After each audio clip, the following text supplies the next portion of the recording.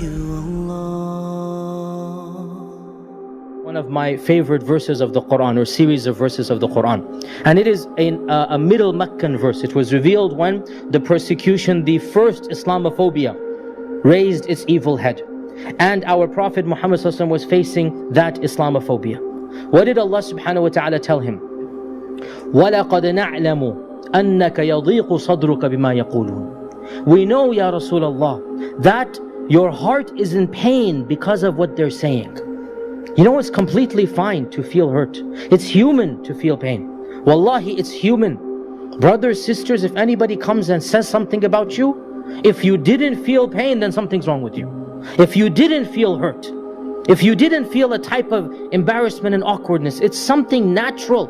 Somebody's gonna make a slur about you, say something about your skin color, say something about your background, go home terrorist, this and that. All of us have had that experience. I too, all of us have had that experience. People come home and they say nasty things to us, to our face or behind our backs. So Allah is telling our Prophet, Ya Rasulullah, we know it hurts. Wallahi, that is so overwhelmingly peaceful to know even Rasulullah was in pain. And Allah Azza wa Jal said, we know, Ya Rasulullah, it hurts. So what? What should you do? وَلَقَدْ نَعْلَمُ أَنَّكَ يَضِيقُ صَدْرُكَ بِمَا يَقُولُونَ فَسَبِّحْ بِحَمْدِ رَبِّكَ وَكُن مِّنَ السَّاجِدِينَ وَاعْبُدْ رَبَّكَ حَتَّى يَأْتِيَكَ الْيَقِينُ. When you feel that distress, always praise Allah subhanahu wa ta'ala.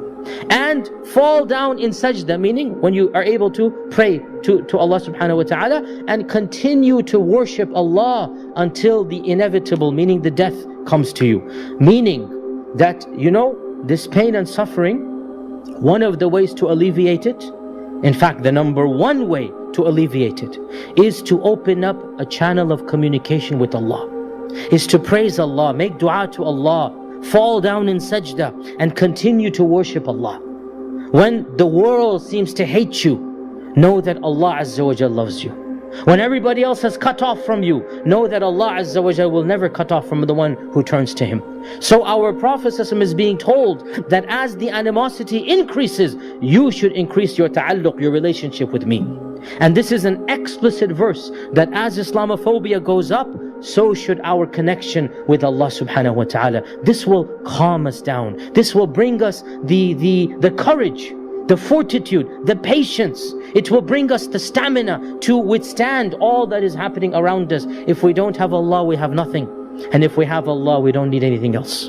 So this verse is directing our Prophet ﷺ that when they speak and they hurt you physically, verbally, never forget, continue to praise me, continue to worship me, continue to fall down in prostration. And it's as if, quite literally, ignore their hatred. Ignore it. You're in your bubble of worship.